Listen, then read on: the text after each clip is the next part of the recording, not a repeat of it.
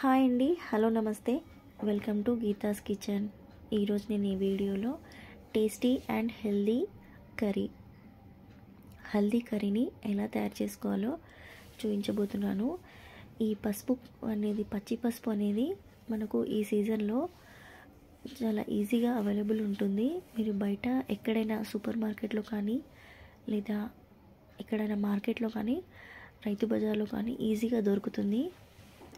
So ఈ winter season వచ్చేసి ఈ కర్రీని వీక్లీ వన్స్ ఎందుకు కాదు తింటే ఇమ్యూనిటీ లోపం ఉన్నవాళ్ళు చాలా ఈజీగా ప్రిపరేషన్ చేసుకొని తినొచ్చు.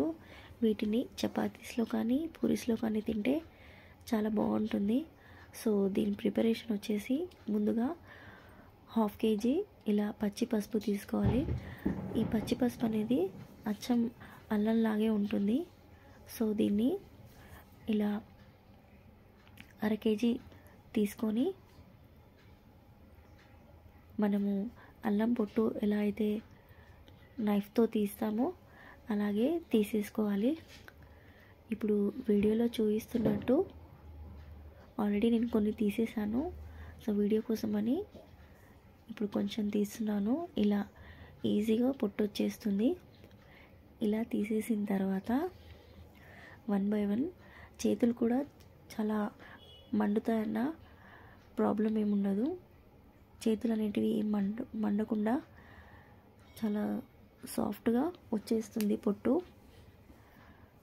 సో వీటిని ఈజీగా ఇలా నైఫ్తో తీసేసుకుంటే సరిపోతుంది. మీరు నైఫ్తో కానీ లేకపోతే పొటాటో స్లైస్ చేసుకునే దాంతో కానీ తీసుకుంటే ఈజీగా రిమూవ్ అవుతుంది. సో వీటిని ఇలా తీసేసిన తర్వాత వీటిని ఒకసారి నీట్గా వాటర్లో కడిగేసుకోవాలి.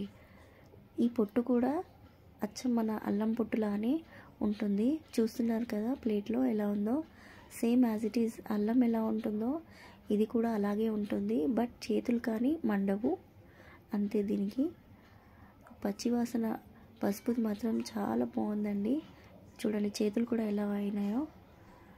ఇప్పుడు కొబ్బరి తురుముతో ఇలా తురిమేసుకోవడమే.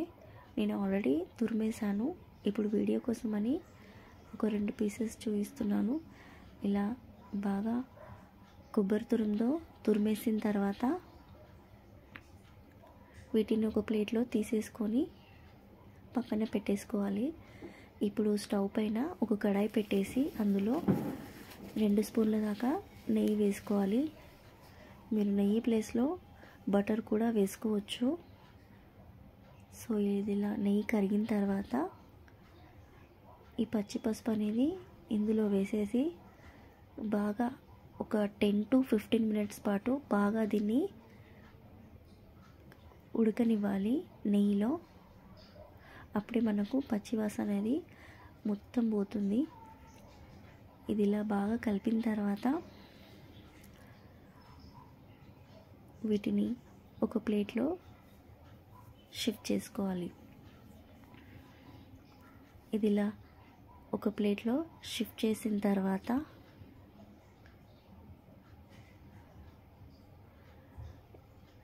ఇప్పుడు మరొక బౌల్ పెట్టేసి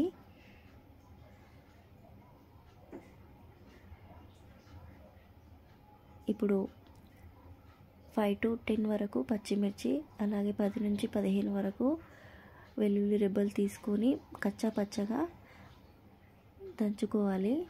ఇప్పుడు మరొక బౌల్ తీసుకొని అందులో 3 స్పూన్ల దాకా ఆయిల్ వేసుకోండి. మీకు అవసరం అనిపిస్తే నెయ్యి కూడా వేసుకోవచ్చు. ఇప్పుడు సన్నగా తరిమిన ఉల్లిపాయ ముక్కల్ని ఒకటి తీసుకున్నాను. ఇదిలా కట్ చేసి ఇందులో వేసేసి బాగా కొంచెం బ్రౌనిష్ కలర్ వచ్చేంత వరకు వీటిని బాగా ఆయిల్లో ఉడకనివ్వాలి. ఈలోపు పచ్చి బఠానీ తీసుకొని వెయిట్ వైజ్ చూస్తే 1 కప్ అండి. అలాగే 1/2 kg క్యాబేజీ తీసుకొని ఇలా సన్నగా తరిమేసి నీట్గా వాటర్లో 2 సార్లు కడిగేసి దీన్ని తీసుకున్నాను. ఇప్పుడు ఆనియన్ బాగా ఇలా కొంచెం కలర్ చేంజ్ అయిన తర్వాత ముందుగా పచ్చి బఠానీలు వేసుకోవాలి. ఇది ఇలా పచ్చి బఠానీలు ఒక 2-3 minutes బాగా ఆయిల్లో ఉడకనివ్వాలి. ఇది ఇలా ఉడుకుతుండగా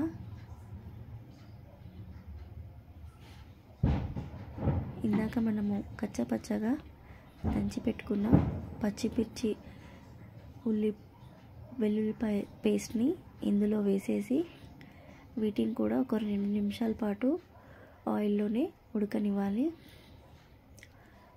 ఈ పచ్చిమిర్చి వెల్లుల్లి రెబ్బలు వేయగానే స్మెల్ అనేది చాలా బాగుంటుంది. ఇది ఇలా 1-2 మినిట్స్ ఉడికిన తర్వాత ముందుగా క్యాబేజ్ని వేసుకోవాలి. ఈ క్యాబేజ్ వెయిట్ వైస్ వచ్చేసి 1/2 కేజీ. ఇది ఇలా బాగా కలిపి ఇలా వీడియోలో చూపిస్తున్నట్టు ఈ స్టేజ్లో ఉడికిందంటే ఇప్పుడు మనము రుచికి సరిపడా సాల్ట్ వేసుకొని మరోసారి కలిపేసుకోవాలి. ఇప్పుడు ఇందులో ఆయిల్ అనేది పూర్తిగా సపరేట్ అవుతుంది. అప్పటి వరకు మనం దీన్ని బాగా ఉడకనివ్వాలి.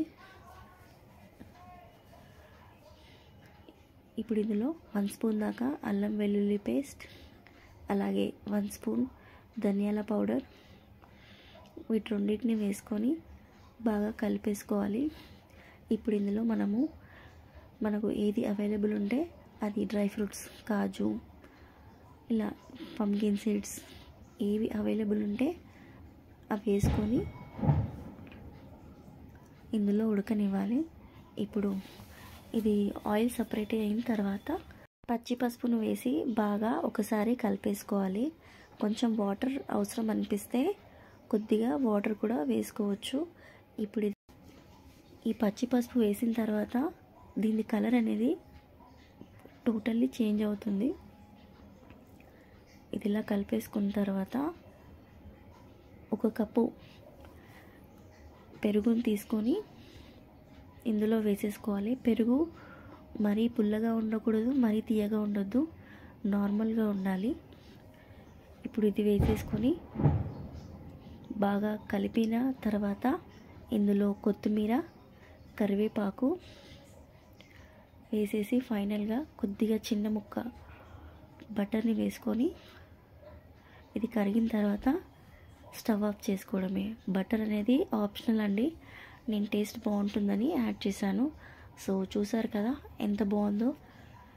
సో దీన్ని టేస్ట్ చేసి మీకు ఎలా వచ్చిందో నా కామెంట్ రూపంలో తప్పకుండా తెలియచేయండి. థ్యాంక్ యూ ఫర్ వాచింగ్ అండి. బాయ్ అండి.